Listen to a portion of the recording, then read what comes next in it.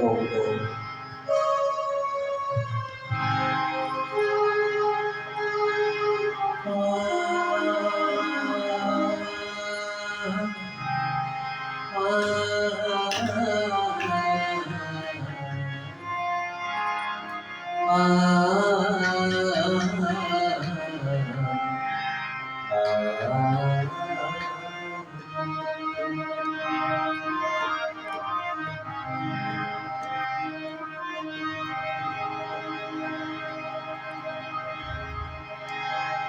स्वस्ति पन्था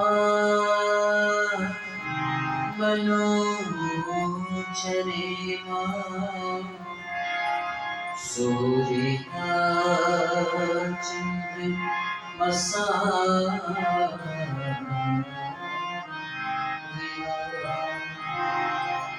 पुनर्दत्ता हिता जानता संगमे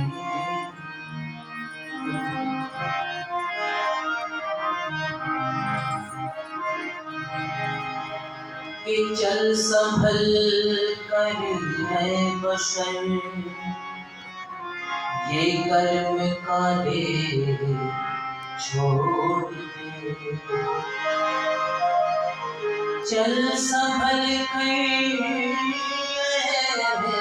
बशर ये कर्म काले छोड़ दे। कि जावे वहदत भी हमेशा मैं के प्यारे छोड़। तीर्थों पर जा रहा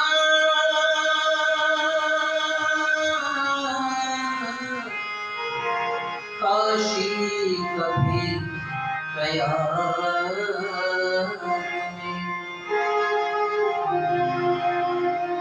जानकी गंगा में नहाने नदी नाले मन के मंदिर में तुझको वो प्रभु मिल जाएंगे। क्यों भटकता फिर मंदिर शिवालय छोड़ दे। मंदिर शिवालय छोड़ दे। न्याय तराजू पे तुझको है तुलना ओ न्याय तराजू में तुझको है तुलना। जो बोझा पाप छले भरेगा तू माने आना माने दे इंसान कर्मों का फल खुद देगा। तू माने आना माने दे इंसान कर्मों का फल खुद देगा। न्याय तराजू में तुझको है तुलना। न्याय तराजू में तुझको है तुलना। तो हो जावा चले भरेगा तू माने आना माने दे इंसान कर्मों का फल खुद देगा। तू माने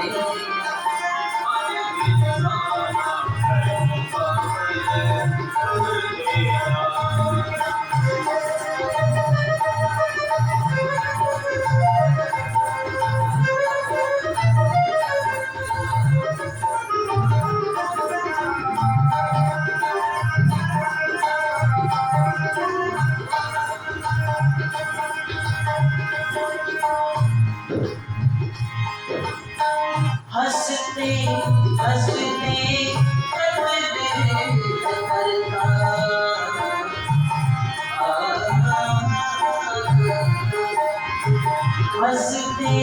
हंसते हंसते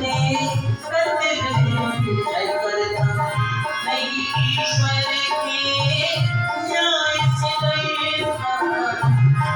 हंसते कतले है कल्पना नहीं ईश्वर के न्याय से गए ना बिन उसकी व्यवस्था से बचना कर्मों का खुद देगा तू माने या ना माने दे बंदया कर्मों का खुद देगा तू माने या ना माने दे बंदया कर्मों का खुद देगा।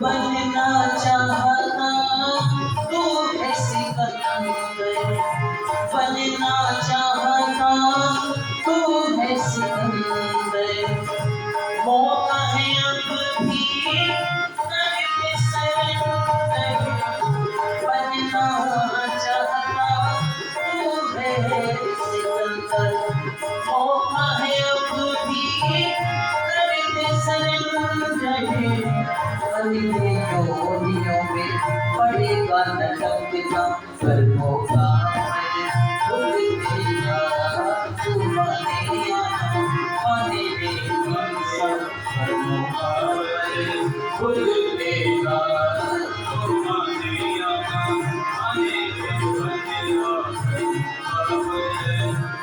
देगा।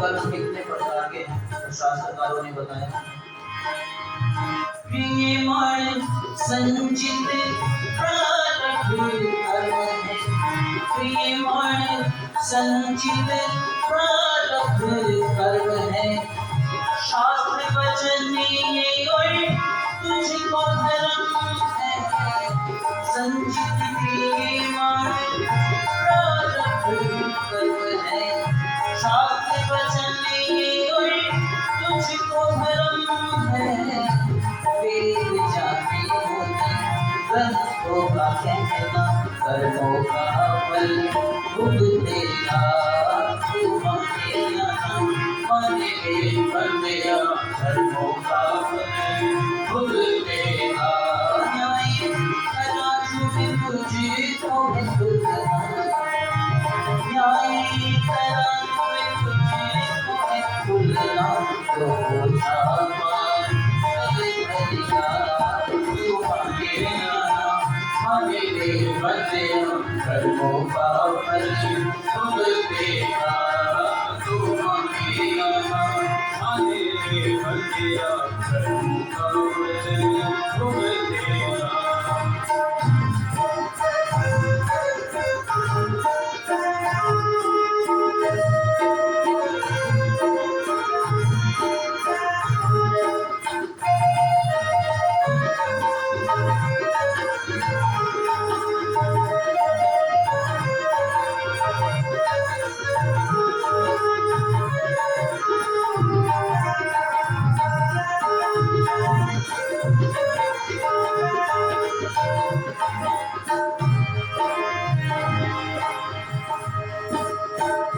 जैसा पकाते हैं वैसा ही हमको खाने को मिलता है, मुझे उससे कुछ अलग मिलता है।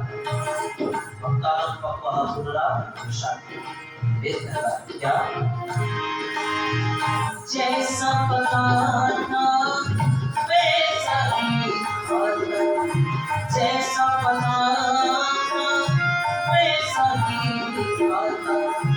वेद हमें ये मान बताता, जैसा बनाना वैसा ही फल। वेद हमें ये पाठ पढ़ाता, सुमित वेदन सार तू चलना, कर्मों का फल तुझ तेरा तू मांगे यहाँ, मन दे बंदिया कर्मों का फल तुझ तेरा तू मांगे यहाँ, मन दे बंदिया कर्मों का फल तुझ तेरा।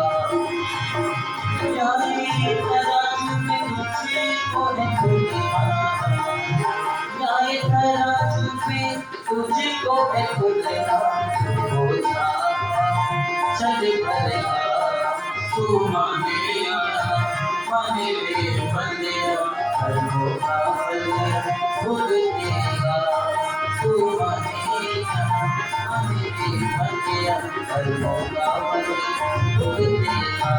तू माने रे बंदे, कर्मों का फल खुद देगा।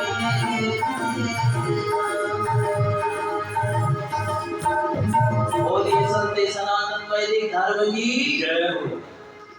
आर्य समाज सेक्टर 9 के इस वार्षिकोत्सव कार्यक्रम में उपस्थित पूज्य आचार्य जी मनीष जी महाराज और हमारे बीच में आज प्रातः पधारे वेदों के विद्वान मनीषी आदरणीय आचार्य विवेक शास्त्री जी, और मेरा संगीत में साथ दे रहे भाई अपने गोविंद जी, आदरणीय श्री प्रोफेसर साहब श्रीमान सुरेश आर्य जी, इस सारे समाज के सुयोग्य आदरणीय प्रधान जी, मंत्री जी, कोषाध्यक्ष जी, समस्त पदाधिकारीगण, सब लोग बैठे सभी आर्य भद्र पुरुषों, वंदना एवं पूजा की योग्य मातृशक्ति। आज यह कार्यक्रम का चतुर्थ दिवस का द्वितीय सत्र आपके मध्य चल रहा है, दूसरा सत्र है, दूसरी सभा है। तो आइए कुछ चिंतन कर लेते हैं, कुछ विचार कर लेते हैं, जिनको हमें जीवन में करने से बहुत कुछ प्रेरणाएं मिलती है। अपने जीवन में हम किन बातों का सुधार करें कि हमारा विस्तार हो, हमारी वृद्धि हो, हमारी उन्नति हो। तो ऋषिवर दयानंद जी महाराज ने हमको वो बातें समझाई है। क्या समझाई है? कि हम अपने जीवन में कैसे बढ़ें और वेद की बातों को जन जन तक पहुंचाने का कार्य जो है वो कैसे करें। तो इसलिए उन्होंने नारा दिया, आओ लोग चले वेदों की ओर। क्योंकि जब तक हम वेद की बात मानते रहेंगे, या जब तक वेद की बात हम मानते रहे, तो विद्वान लोग कहा करते हैं, मनीषी लोग कहते हैं, तब तक हम वेदना से दूर रहे। तब तक हम वेदना यानी कि दर्द से दूर रहे, दुखों से दूर रहे। और जैसे जैसे हमने वेद की बातें मानना छोड़ दिया, तब तक हम वेदना में आ गए, दुख दर्द में आ गए, गुलाम होकर के रहे। पता नहीं कितनी पीड़ाएं हमने सहन की। बंधुओं, इसलिए हमें वेद के साथ में जुड़ करके अपने जीवन को सुखी बनाना है। वो काल भी क्या काल था, जिस काल में रामचंद्र जी जैसा पुत्र, जिसको मर्यादा पुरुषोत्तम श्री राम कहकर के संबोधित आज भी किया जाता है, वो कैसा काल था जिस काल में योगेश्वर श्री कृष्ण जैसे पुत्र, जिनको आप आज भी योगेश्वर श्री कृष्ण और भगवान नाम की डिग्री लगा करके लोग संबोधित करते हैं, वो उनका जीवन कैसा था, उनके जीवन में वो क्या अवस्था थी, वो क्या मान्यता थी, जिन मान्यता ने उनको इतना महान बनाया है। तो कैसा ये देश था, कैसा ये समाज था, कैसा यहाँ पर रहन सहन, खान पान, पहराव था, और आज की स्थिति क्या है, उस पर थोड़ा चिंतन कवि ने किया है। एक गीत के माध्यम से आपसे बताना चाहता हूँ। वो स्थिति का आकलन कर ले कि हम कहाँ खड़े हैं, हम ईश्वर की क्या क्रमफल व्यवस्था पर भी यकीन करते हैं। बंधुओं, सच बात बताऊं आपको, जो ईश्वर की न्याय व्यवस्था पर, उसकी क्रमफल व्यवस्था पर यकीन नहीं करता, विश्वास नहीं करता, वो व्यक्ति दुराचारी हो जाता है। वो व्यक्ति इस संसार के अंदर उल्टे काम किया करते हैं, विध्वंस के काम किया करते हैं। अच्छा, महाभारत में अर्जुन ने कोई अच्छा काम किया था क्या? महाभारत में सारी महाभारत किसकी कराई? दुर्योधन की। तो दुर्योधन ने अपने जीवन में कोई अच्छा काम किया कभी? ऋषि दयानंद जी महाराज ने क्या कहा दुर्योधन को? गोत्र हत्यारा, गोत्र हत्यारा कहकर के संबोधित किया है, क्योंकि दुर्योधन ने ऐसे ऐसे कार्य किए। इसलिए हमारा देश कैसा था, हम कैसे थे, रहन सहन, खान पान, पहनावा हमारा कैसा था, आइए सुनिएगा भजन के माध्यम से, और मेरे साथ में भी गुनगुनाइएगा। कैसा था मेरा वतन, सुनो साथियों, सुनो आदियों, कैसा था मेरा वतन, सुनो साथियों, सुनो आदियों, वतन ये हमारा जन्नत निशान था, इसके जैसा यहाँ कोई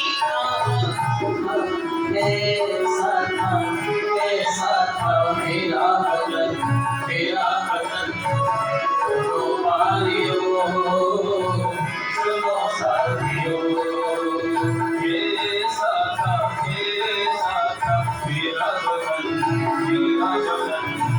सुनो भाइयों, सुनो भाइयों।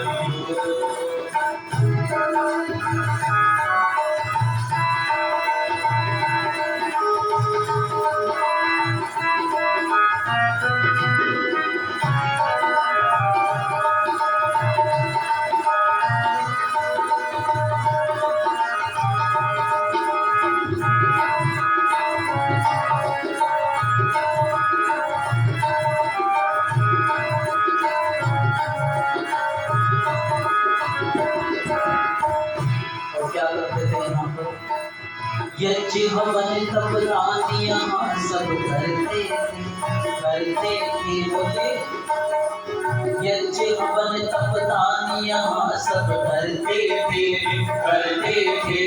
झूठ कपट छल दंभ द्वेष से डरते थे, यज्ञ हवन तपदानियां सब करते थे, झूठ कपट छल दंभ द्वेष से डरते थे, करना भी सब ध्यान प्रभु का करते थे, करना भी सब ध्यान प्रभु का करते थे, देश धर्म जाति के हित में मरते थे,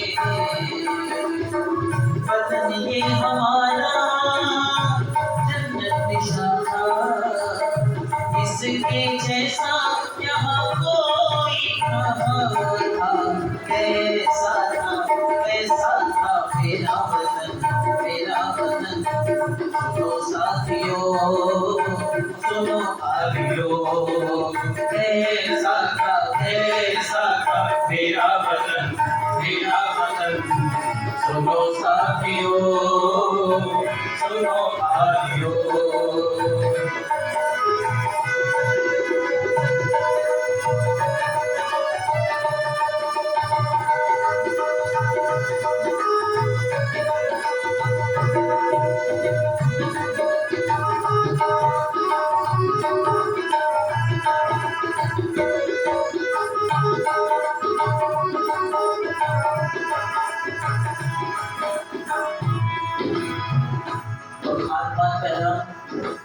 पंच महायज्ञ करते और कराते थे, पंच महायज्ञ करते और कराते थे, मक्खन विषदी दूध मलाई खाते थे, पंच महायज्ञ करते और कराते, और खाने में क्या? मक्खन मिश्री दूध मलाई खाते थे। आज खान पान भी हमारा कैसा हो गया? तो बंधुओं, किसी कवि ने कहा था कि आज खान पान की वह स्थिति है कि जो उड़ने वाले पक्षी है ना, जो उड़ने वाले जीव हैं, उनमें तो केवल पतंग ऐसी बची है जो ना खाई गई, और जो जलचर हैं, जो जलीय जीव हैं, उनमें केवल नौका ही ऐसी बची है जो ना खाई गई हो। देखा जी। और चौपायों में केवल वो पशु बचे हैं, कौन से, जो खाट है, केवल खाट, उसको ही कुछ ही माने आप। चौपायों में केवल खाट यानी चारपाई ही बची, बाकी सब कुछ इस मानव ने बताओ छोड़ा कर नहीं। रोज दिन वीडियो आती रहती है, आपने देखा होगा फेसबुक आदि पर भी कि ये चाइनीज लोग क्या क्या खाते हैं, झिंगे, मकड़ी, पता नहीं जो भी मिला। सांप को तो ऐसे खा लेते हैं जैसे खीरा काट के खा लेना, खीरे को काटते हैं, उसकी मुंडी काट करके जो है उसका जहर निकालते हैं कि इसमें कड़वा है। तो क्योंकि उनको भी पता है कि कितना हिस्सा काटना है, कितना नहीं काटना है, कितने में विष है, कितने में, तो मुंडी काट करके ऐसे खा लेते, जैसे ककड़ी खा लेते हैं। ककड़ी सुनी है आप, देखिए ककड़ी, हीरा ककड़ी की तरह। तो बस वो ये मानव का हाल है। लेकिन वो खान पान पहनान कैसा था, और शुद्ध एकदम। इसलिए जैसा खान पान पहनान वैसा ही आचार और विचार। आगे कहा पंच महायज करते और कराते थे, मक्खन विश्वी दूध मलाई खाते थे। राजे महाराजे भी गौ चराते थे, दुश्मन तल को रण में सदा हराते थे। वतन ये हमारा जन्नत के शादा, इसके जैसा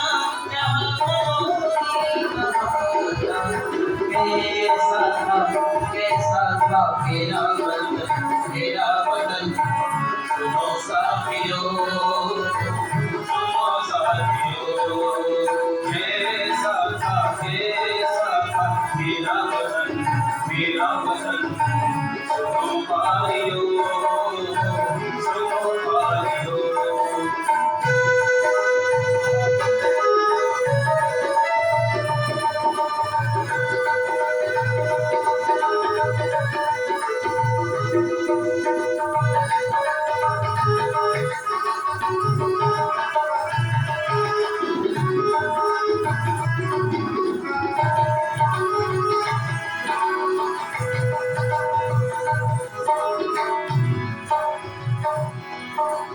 वैदिक धर्म अनुयायी नर और नारी थे,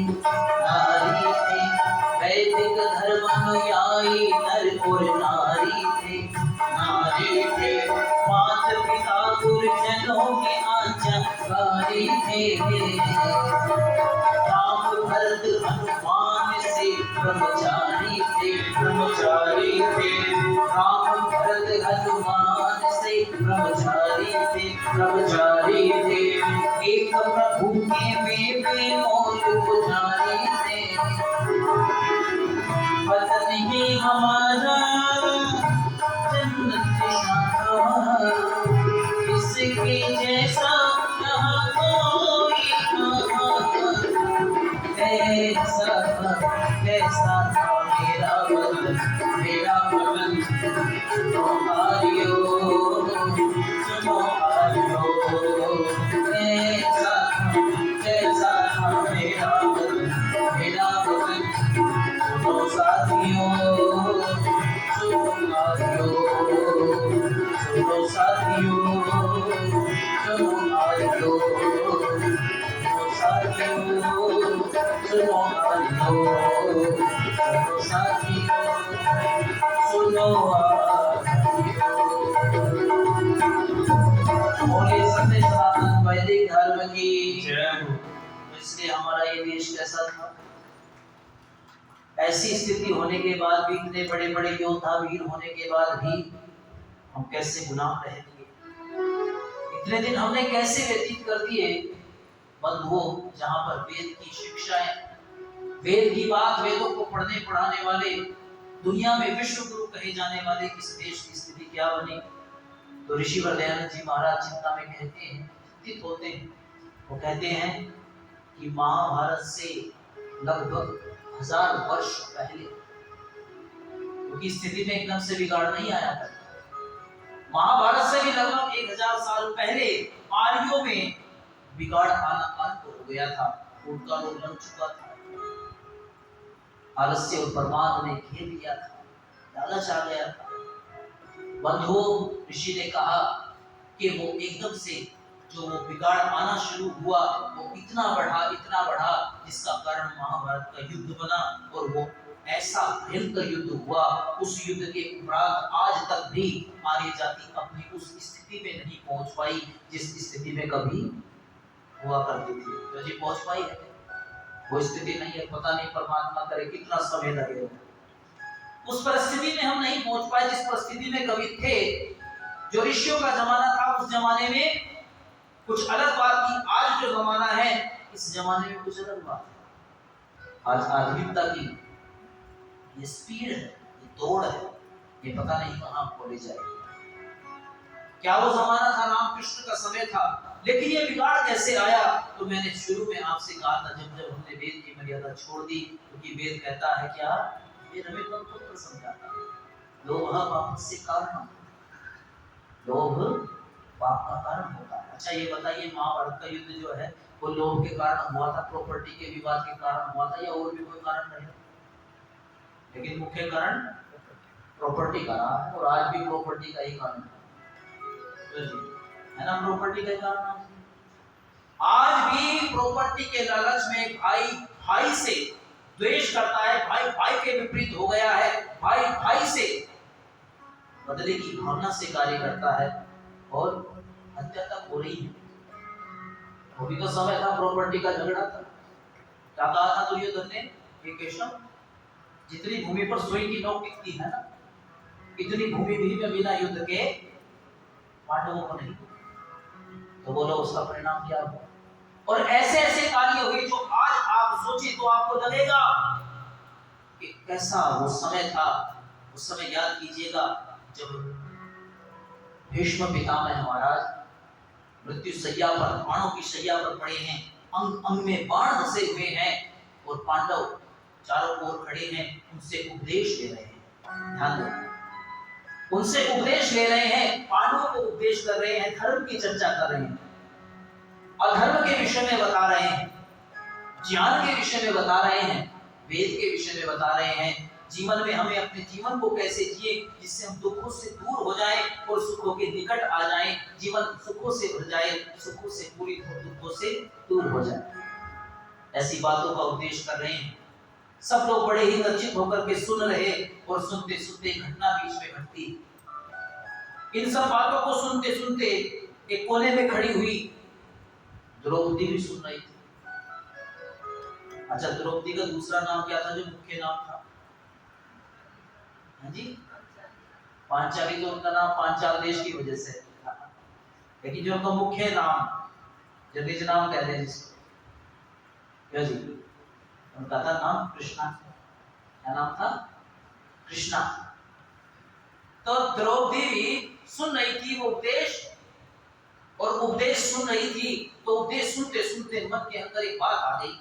क्यों जी, किसी व्यक्ति के विषय में अगर हम जानते हैं और व्यक्ति वो हमें ऐसी जगह मिल जाए, वो उसी चीज का उपदेश कर रहा हो जिस चीज में उसने हमारी कोई सहायता ना की हो, कोई हेल्प ना की हो, तो वो लोग क्या कहोगे, आप उसको बुलाने दोगे नहीं? तो कहने लगी दादा मैं भी एक प्रश्न आपसे पूछना चाहती हूँ, जरा मेरे भी प्रश्नों का क्या आप उत्तर दे सकते हैं? जैसे इन लोगों के प्रश्नों का आप बड़ी ही सहज उत्तर दे रहे हैं, ऐसी स्थिति में पड़ के, ऐसी स्थिति में पीड़ित होते हुए भी, आप दर्द में कष्ट में होते हुए भी ये प्रश्नों का इतना अच्छा समाधान दे रहे हैं, तो ये उपदेश मुझे ग्राह्य नहीं है। मुझे भी एक प्रश्न आपसे पूछना है, और मेरे मन में बहुत दिनों से ये प्रश्न घूमता है। तो द्रौपदी ने पूछा, क्या पूछा? अपमान मेरा श्रीमान सभा मेरी, क्यों नहीं बोले तुम? अपमान मेरा श्रीमान सभा मेरी, क्यों नहीं बोले तुम? हे भीष्म पितामह महान, हे भीष्म पितामह महान, तनिक भी अपना बोले तो। अपमान मेरा श्रीमान सभा में, क्यों नहीं बोले?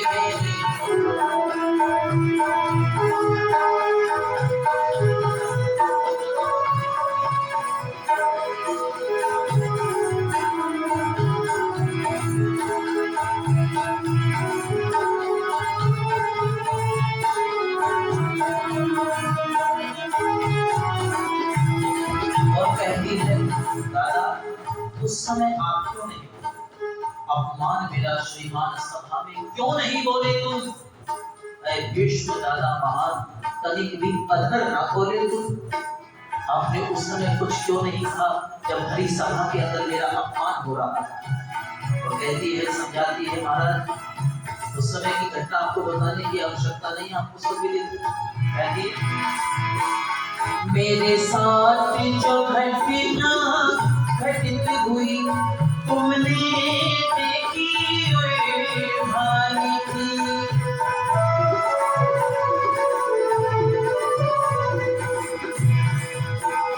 मेरे साथ जो घटना घटित हुई तुमने देखी भाई थी। सब वृद्ध सभा में चुप बैठे मेरी आंखों में लाली।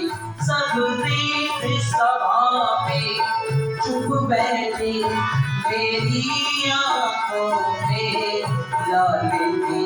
अब करुण कोई सभा में वो नहीं बोले। अपमान मेरा श्रीमान सभा में वो नहीं बोले। भीष्म पिता में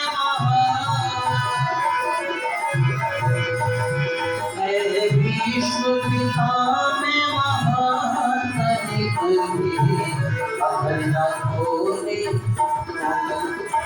अपमान मेरा श्रीमान सभा में वो नहीं बोले।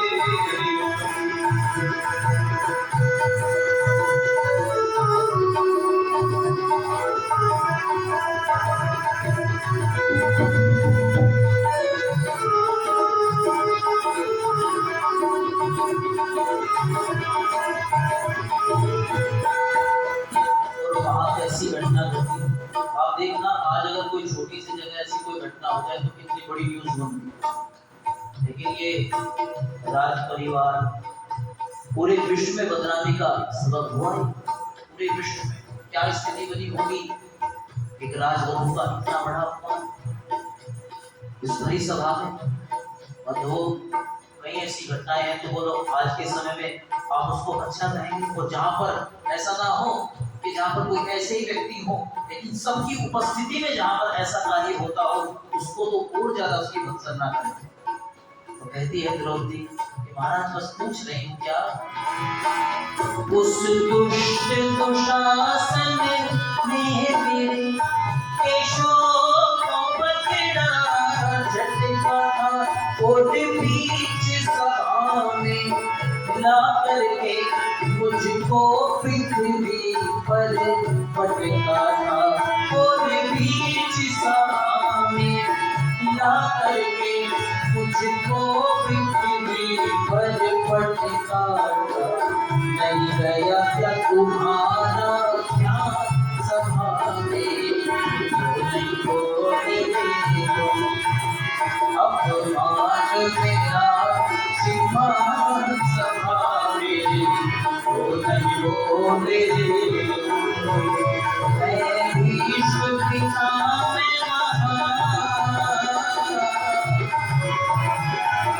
भीष्म पिता में तनिक भी अगर न बोले।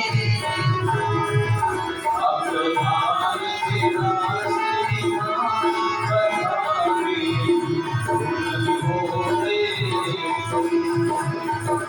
और सभा में क्या खेला गया था?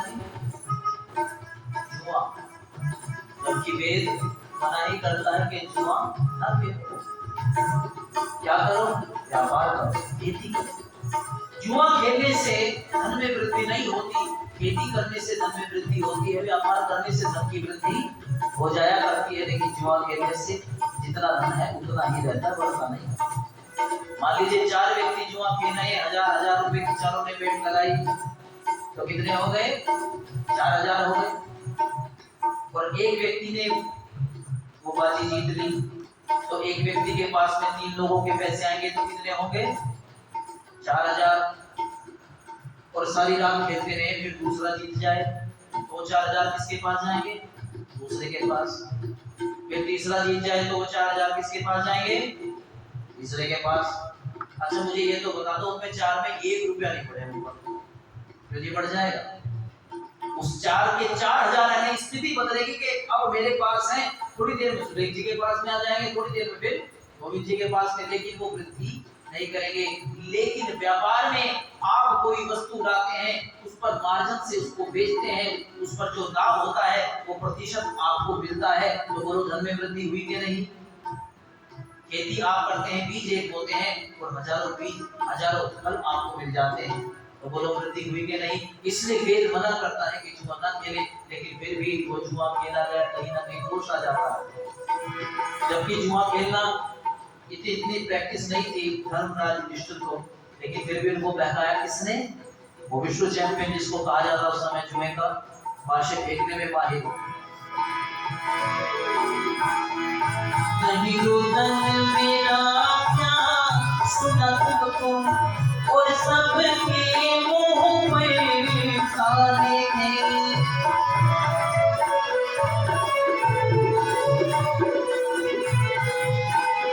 नहीं रुदन मेरा क्या सुना तुमको, और सबके मुंह में खाने।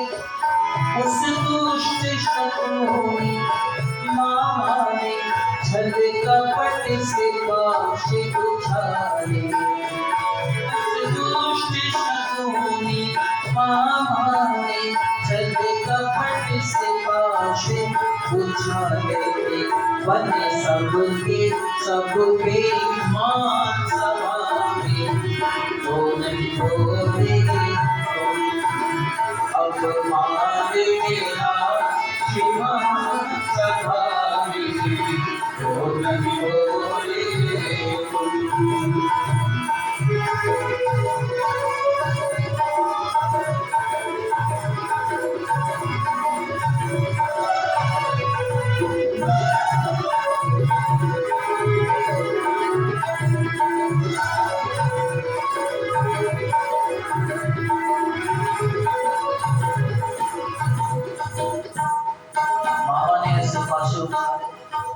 दुर्योधन कहता मामा हो बड़ा, तो मामा वो भी डाल देगा। अच्छा जिस व्यक्ति को कम खेलना आता हो, वो व्यक्ति मास्टर लोगों में बैठ जाए, तो वो लोग उसको हरा तो दे देते हैं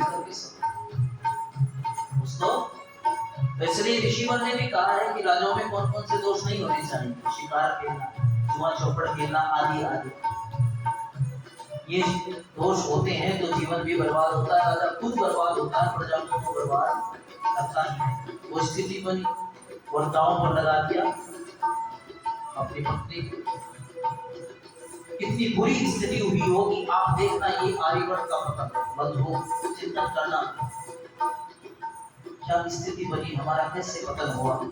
आगे कहती है तो ये भीष्म दादा आप तो सबसे बड़े थे, आप तो बहुत विद्वान हो, आप तो आदित्य ब्रह्मचारी थे, आपको तो ये समझ होनी चाहिए कि आपकी कुलवधू इस प्रकार से उन्नत कर रही है। और वो देखना ऋषिवर गृहस्थ प्रकरण में लिखते हैं कि जिस कुल की स्त्रियां होती है ना, वो सूत्र भी बताते हैं कि जहां पर स्त्रियों का सम्मान होता है वहां पर देवता भी निवास किया करते हैं। और ऋषिवर विशेष बात लिखते हैं, कहते हैं कि जिस कुल की स्त्रियां उस कुल में उन्नत करती हैं, दुख पाती, फिर वो उस कुल को श्राप देती, जिससे बड़े बड़े कुलों का विध्वंस तक होता है। अच्छा बताओ रावण की लंका रही, रावण रहा क्यों जी?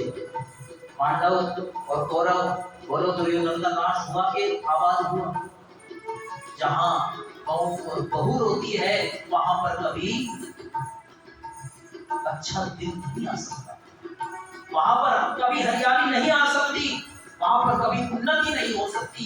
वो परिवार कभी उन्नति कर ही नहीं सकता जहां स्त्री को सम्मान ना होता हो। इसलिए ऋषिवर दयानंद जी महाराज ने विशेष क्या कहा, स्त्रियों का सम्मान किया। लेकिन उस समय कहती है द्रौपदी रुदन करते हुए, महाराज दादा यदि आप सभा में कह देते कि भय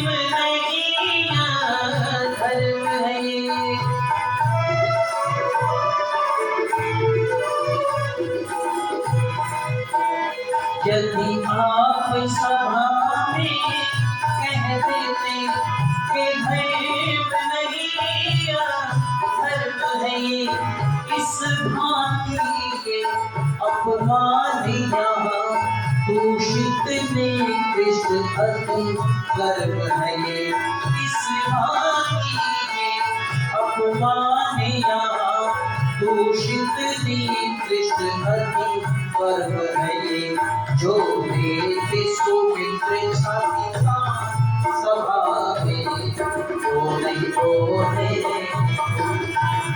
जो देते सुमित्र छाती का सभा में वो नहीं बोले, मैं भीष्म पिता में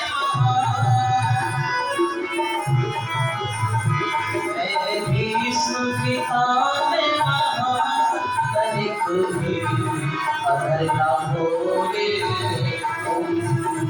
अपमान मेरा श्रीमान तो नहीं होगे। तो कहा जो देते सुमित्र छाती तान, जब बड़ा बूढ़ा घर का खड़ा हो जाता है और अन्याय का विरोध करता है और अच्छी बात को सत्य को रखता है और जो बुरी बातें उनको दूर हटाता है, धमकाता है, तो बोलो उस घर में कभी कोई गलत कार्य होता है जहां अपने बड़ों का डर हो? अगर उस समय आप कह लेते आप तो सबसे बड़े थे, कैसी आपकी प्रतिज्ञा? आज जो आप ये धर्म की बातें हमें समझा रहे हैं तो इनके विषय में आप ये बता रहे हैं कि धर्म से ही जीवन का कल्याण होता है, धर्म से ही जीवन में उत्थान होता है, तो महाराज ये बातें आज आपके मुख से अच्छी नहीं लग रही। आप उस समय आपने विरोध क्यों नहीं किया? महाभारत की उस प्रकरण में, उस घटना में किसी ने विरोध नहीं किया था, केवल एक आदमी ने विरोध किया। किसने किया था? आप सभी को विदित होगा, केवल विकर्ण ने विरोध किया था, जो इनके भाइयों में, दुर्योधन के भाइयों में एक भाई था कि भाभी के साथ ये अपमान ठीक नहीं, और चीरहरण नहीं हुआ था, वो सब जानते हैं। चीरहरण सीधी सी बात है, किसी का भरी सभा में अपमान हो जाए या भरी सभा में अपमानजनक शब्द किसी को कह जाए तो आदमी क्या कहता है? मेरे कपड़े ही उतार, क्या जी? तो वो अपमान ही इस प्रकार से उनके साथ में दुर्व्यवहार किया गया। कृष्ण वहां थे नहीं, कृष्ण दूर थे कहीं, ये लोग दिखा देते हैं टीवी में भी कि उन्होंने चीर बढ़ा दिया, तो वो तो काल्पनिक घटना जोड़ी गई। तो जब ये अपमान हुआ, महाराज क्यों नहीं बोले? तो वहां पर बड़ी महत्वपूर्ण बात कहते हैं भीष्म, कहते हैं बेटी तुमने बिल्कुल ठीक पूछा, तुमने बिल्कुल सत्य कहा है कि मैं क्यों नहीं बोल पाया। अब सुन लो ये बात, अब क्यों सत्य वचन बोल रहा हूं। दुर्योधन का मैंने अन्न खाया था उस समय, द्रौपदी मैंने अन्न खाया था दुर्योधन का उस समय, और जैसा खाया था अन्न बेटी वैसा ही था मन उस समय, कि मैं उस समय दुर्योधन का अन्न खाता था, और जिसका अन्न खाते हैं, जैसा अन्न खाते हैं, हमारा मन भी वैसा ही बन जाता है। अगर हम सात्विक अन्न को ग्रहण करते हैं तो सात्विकता हमारे अंदर आती है, राजसिक अन्न को ग्रहण करते हैं तो राजसिकता हमारे, रजोगुण हमारे अंदर आता है। अगर तामसिक भोजन करते हैं तो बोलो गुण हमारे अंदर प्रधान हो जाता है, ऐसी मन की स्थिति हो जाती है। पापी का अन्न खाने से आत्मिक हनन हो जाता है। मेरा आत्मिक हनन हो गया था क्योंकि मैं जैसा अन्न खाता था, बड़े बूढ़े लोगों ने कहा जैसा खाते हैं अन्न और वैसा बन जाता है मन, जैसा पिए पानी वैसी बन जाए। हमारे बड़े बूढ़े लोग बड़े फिलोसफर थे जो मोटे शब्दों में बहुत शास्त्र की गहरी बातें सुना करके चले। आपने अनुभव किया, फिर कहने लगी महाराज आज फिर क्यों बोल रहे हो सत्य बात, अन्न खाया था तो आज ऐसी क्या स्थिति हुई? तो कहने लगे कि बेटी अर्जुन के तीखे तीर लगे, ये रक्त मेरा सब बह निकला। ये अर्जुन के तीखे तीर लगे और रक्त मेरा सब बह निकला, इसीलिए ये आज मैं निष्पक्ष ये धर्म की चर्चा कह निकला। पापों से मैं अब मुक्त हुआ था बंधन में मैं उस समय। ये जो अर्जुन के तीखे बाण मेरे शरीर में धस गए हैं, जिनसे ये शोणित बह रहा है, जिनसे ये लहू बह रहा है, ये रक्त की बूंदें टपक रही हैं और मेरे अंग अंग में बाण धसे हुए हैं। इन बाणों से जो मेरे शरीर का ये लहू है, शरीर का जो मेरा रक्त है, समस्त निकल चुका है, जिसका निर्माण दुर्योधन के खाए हुए अन्न से हुआ था, वो आज निकल गया है। अब जो मैं धर्म की चर्चा कह रहा हूं ना, तो ये निष्पक्ष होकर के इसलिए कह रहा हूं क्योंकि वो निकल चुका है। जो जी नेताजी जब पार्टी में होते हैं या किसी पद पर होते हैं, तब तक भी विरोध करते किसी चीज का, लेकिन जब वहां से विमुक्त हुए तो फिर जज भी कह देते कि जी बस न्याय तो अमीरों के ही हाथ का खेल है, बैठे बैठे नहीं कहते। क्यों? नेताजी जितना दूसरी पार्टी में होते इतना नहीं कहते, लेकिन जब पार्टी बदलते हैं तो कहते जी मैं बड़ी घुटन में तू वहां था क्यों नहीं बोलता भैया। तो इसलिए बड़ा प्रभाव है, ये बड़ा गहरा भी विषय है। बंधुओं, तो ये बात कही, तो ऐसे देश में जहां पर पता होते हुए भी कि मैं विरोध में जा रहा हूं, बल्कि ये अच्छे लोग हैं, लेकिन फिर भी क्या मजबूरी थी कि उनके साथ देना पड़ा और नाश हुआ। ऐसा नाश हुआ कि आज तक भी भुगत रहे। वो कहा है किसी विद्वान ने कि भारत जो वतन की बताने लगेंगे तो पत्थर भी आंसू बहाने लगेंगे। लेकिन हम तो कौन हैं? हम तो ऋषिवर के दीवाने हैं और दयानंद सरस्वती जी महाराज की बातों को मानकर चलने वाले हैं। इसलिए हम इन बातों का भी ध्यान रखें। अपने खान पान, मैंने बताया था ना कैसा खान पान पहनान हमारे देश का था, वैसा ही खान पान पहनान हमारा हो, वैदिक मर्यादा हो, जीवन हमारा ऐसा हो। तो ये गलतियां, छोटी गलतियां जो बहुत बड़ी गलती बन करके उस परिणाम के रूप में हमारे सामने आती हैं, जो विध्वंसकारी होता है, जो ना आए जीवन में, दुख ना देखना पड़े। और ये गीत मेरे साथ में गुनगुनाइएगा। दयानंद के हम दीवाने हैं, दयानंद के हम दीवाने हैं। जो भी ऋषिगण के दीवाने हैं वो सब मेरे साथ में मिलकर के दीवान के शब्द बोलेंगे गीत के साथ।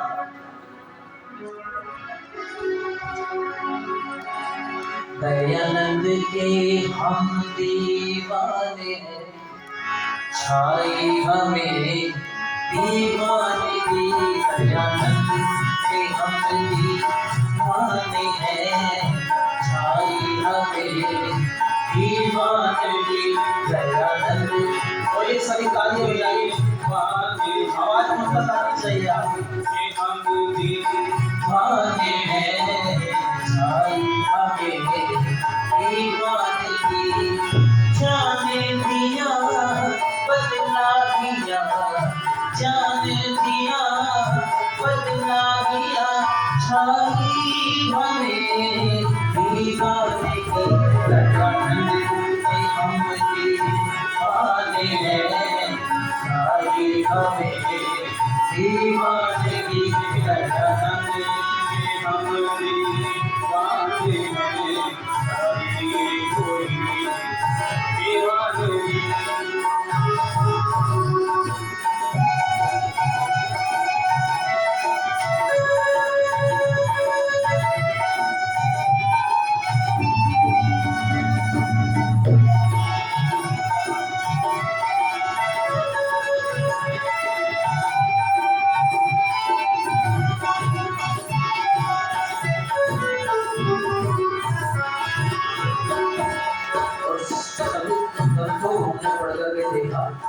जब आनंद हमें ऋषि के ग्रंथ में आया वो कहीं मिल जाए तो कह रहा है भक्त क्या गीता पढ़ी बाइबल पढ़ी मुर्गी पढ़ी हमने कुरान। गीता पढ़ी बाइबल पढ़ी मुर्गी पढ़ी हमने कुरान। सत्या प्रकाश में जो पढ़ा, सत्या प्रकाश में जो पढ़ा, छाए हमें दीवानगी। दयानंद के हम दीवाने हैं, छाए हमें दीवानगी। हम दीवाने हैं, छाए हुई दीवानगी।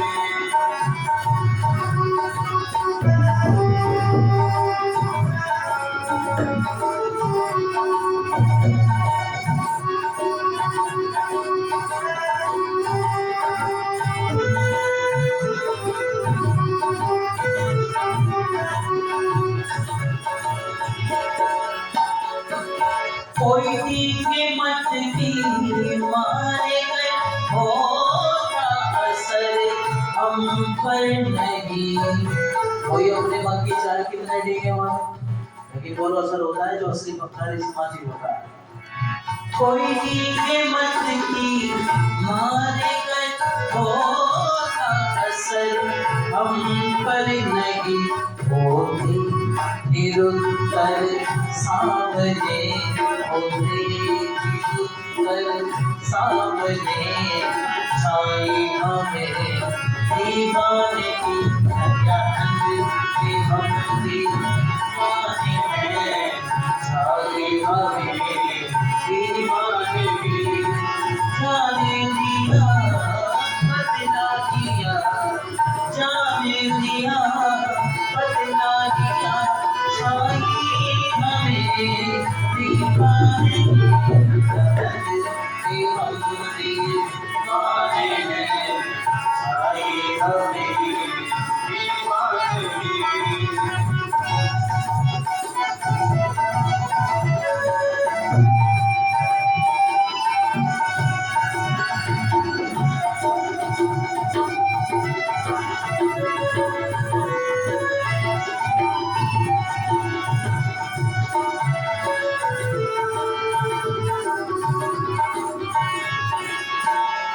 और ऋषिवर ने समझाया कि दुखों से अगर बचना है तो वेद के साथ में जुड़ना पड़ेगा। और लोग चले वेदों की ओर, सारी कोई परेशानी पारिवारिक झगड़े फसाद सामाजिक ये कोई हमें दिक्कत नहीं आएगी, इससे बैलेंस में चलेगा। समझाया क्या? वेदीश्वर के वाणी है, वाणी है, वाणी है,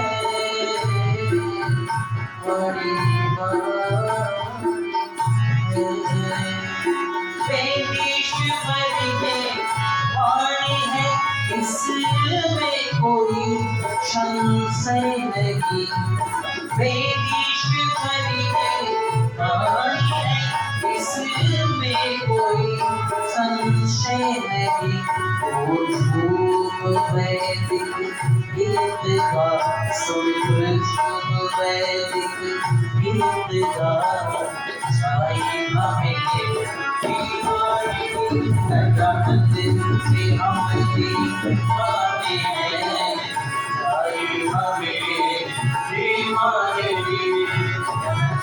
से हम दीवाने हैं, छाई हमें दीवाने जाने दिया बदला दिया, जाने दिया बदला दिया, छाई हमें दीवाने से हम दीवाने हैं, छाई हमें दीवाने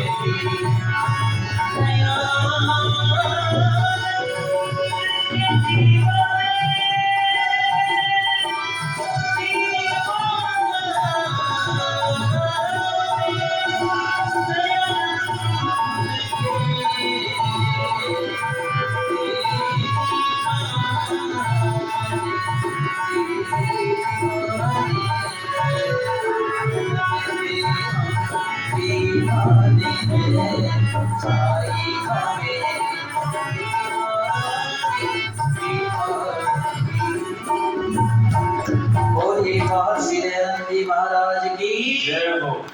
आप सभी ने सुना, आपका बहुत बहुत आभार, धन्यवाद। आगामी कार्यक्रम